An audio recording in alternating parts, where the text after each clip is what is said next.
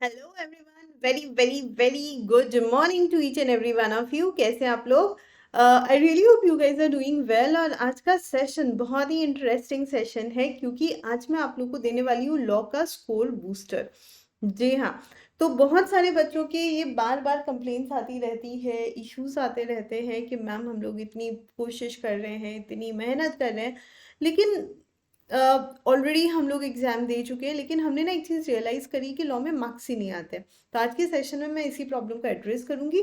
छोटा सा क्रिस्प सा सेशन है जिसमें मैं आपका थोड़ा सा टाइम लूंगी, लेकिन ये आपको बहुत ज़्यादा हेल्पफुल रहने वाला है एग्जाम में। तो प्लीज़ एंड तक ज़रूर देखना। Apart from that, all the students who have any doubt regarding the subscription taking course, so you guys can call on 975 4466 and ये नंबर यहाँ पे स्क्रीन पे भी खैर आप लोग को दिख ही रहा है। अपार्ट फ्रॉम दैट, आप लोग वेबसाइट पर जाकर प्रोडक्ट्स बाय कर सकते हैं जिन पे अभी 30% का डिस्काउंट चल रहा है। मैं हूँ Swati Agarwal, I am chartered accountant as well as company secretary. मैंने CS किया है, सबके अलावा I did like lot of other courses, and based on my experience I think this session is going to be really helpful for you all। तो बिल्कुल अच्छे से आपको ये देखना है। और एक एक पॉइंट जो यहाँ पर मैं आप लोगों के साथ डिस्कस कर रही हूँ वो आपको you have to take within you, अच्छे से खुद के अंदर लीजिए ताकि कोई मिस्टेक ना हो।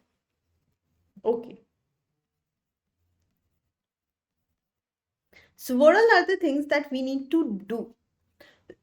नंबर वन, सबसे पहले प्रॉब्लम स्टेटमेंट लिख देते हैं।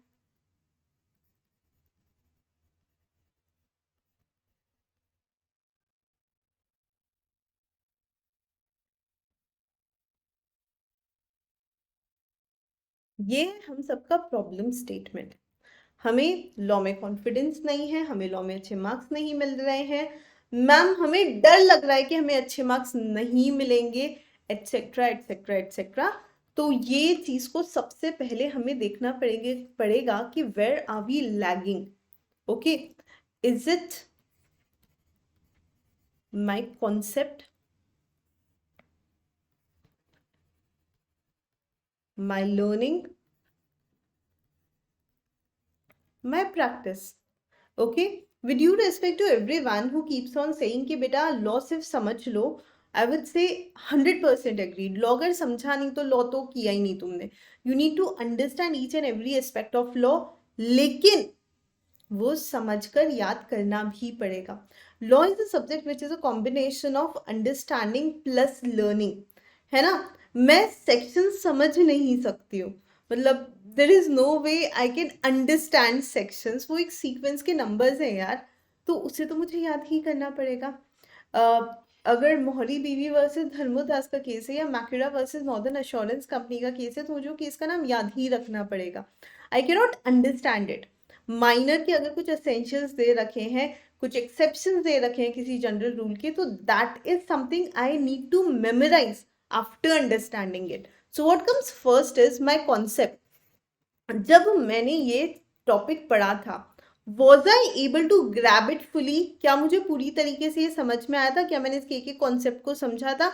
M I able to present it also, मैंने ये समझ तो लिया, लेकिन क्या मैं उस पोजिशन में हूँ that I have presented it well. वो एक चीज जो सबसे ज्यादा इंपॉर्टेंट है कि भाई मैंने तो समझ लिया और मुझे अच्छे से पता है कि हाँ ये कॉन्सेप्ट कहता क्या है। That is concept understanding. Okay, अब आता है यहाँ पर दूसरा चीज, that is learning. I did understood the concept, but was I able to learn it, है ना। मैंने ये पढ़ तो लिया है, मुझे ये समझ में तो आ गया है, लेकिन अगर किसी ने मुझे पूछ लिया क्या मैं इसको बता सकूंगा।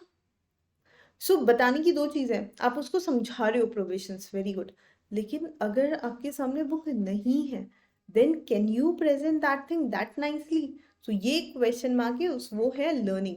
और तीसरी और सबसे इंपॉर्टेंट चीज आती है प्रैक्टिस। मेरे कॉन्सेप्ट क्लियर है, मुझे प्रोविजन याद भी है, लेकिन फिर भी I am feeling very very under confident because मुझे राइटिंग को लेकर प्रॉब्लम है।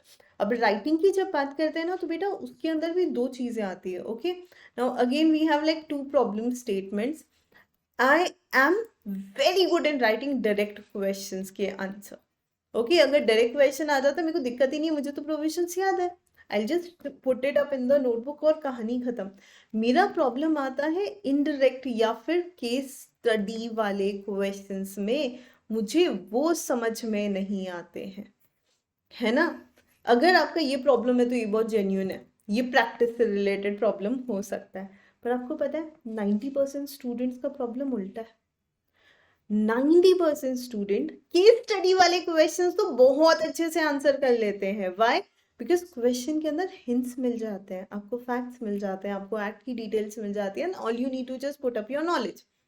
ओके, वहाँ लर्निंग इतनी इंपॉर्टेंट नहीं है, वहाँ अंडरस्टैंडिंग ही काम में आ जाती है। लेकिन बेटा बच्चा फंसता है डायरेक्ट क्वेश्चन में। Let me tell you, law का जो पेपर है ना, अरे क्या हो गया, हाँ, लॉ का जो पेपर है ना उसमें सिर्फ केस स्टडी के क्वेश्चन नहीं आने, मोर और लेस आई वुड से 50-50 अभी भी डायरेक्ट क्वेश्चन का अच्छा खासा वेटेज है। तो ऐसे में बच्चा फंस रहा है यहाँ पर। Again the problem is not writing, it is learning. तो मेरा ऐसा कहना है, बिफोर सेइंग दिस थिंग कि भाई मेरे को इस सब्जेक्ट से डर लग रहा है, मेरे को कॉन्फिडेंस नहीं आ रहा है, सही प्रॉब्लम ढूंढो।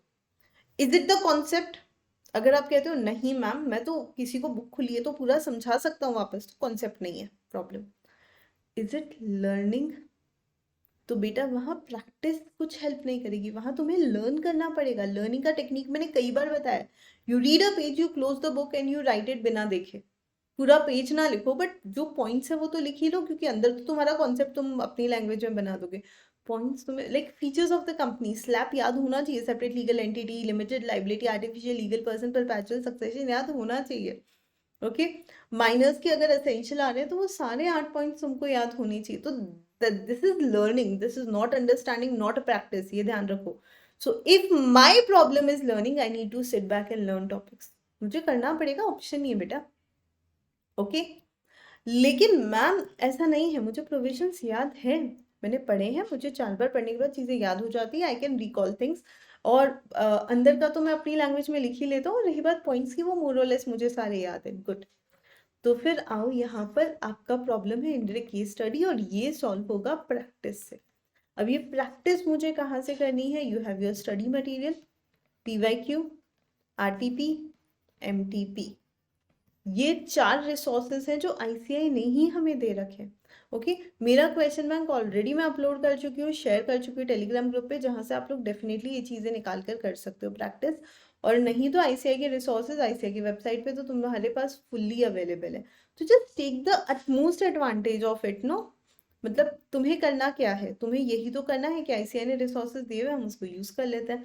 तो कुल मिलाकर इस पूरी कहानी में एक चीज समझो, whether it is a direct question or a case study based question, at the end सबसे पहले आएगा कॉन्सेप्ट, बिकॉज कॉन्सेप्ट अगर अच्छा है तो तुम केस स्टडी के तो बहुत अच्छे से आंसर कर सकते हो। The only thing is you need to keep on practising it, how to write it, you know. But अगर तुम्हारा कॉन्सेप्ट अच्छा होकर तुम्हारी लर्निंग भी है तो डायरेक्ट क्वेश्चन में भी you guys can score really well. So just follow this thing. This is your score booster for law. And all I want to say here is thank you. अगर कोई और doubt है तो please इस video के comment section में जाके आप कमेंट कर दीजिए, आपके साइड डाउट्स पिकअप करके आई टेक अनदर सेशन जहाँ पर मैं आपका डाउट सॉल्व कर दूंगी। Okay guys, thank you so much, love you all, see you in the next class, bye bye.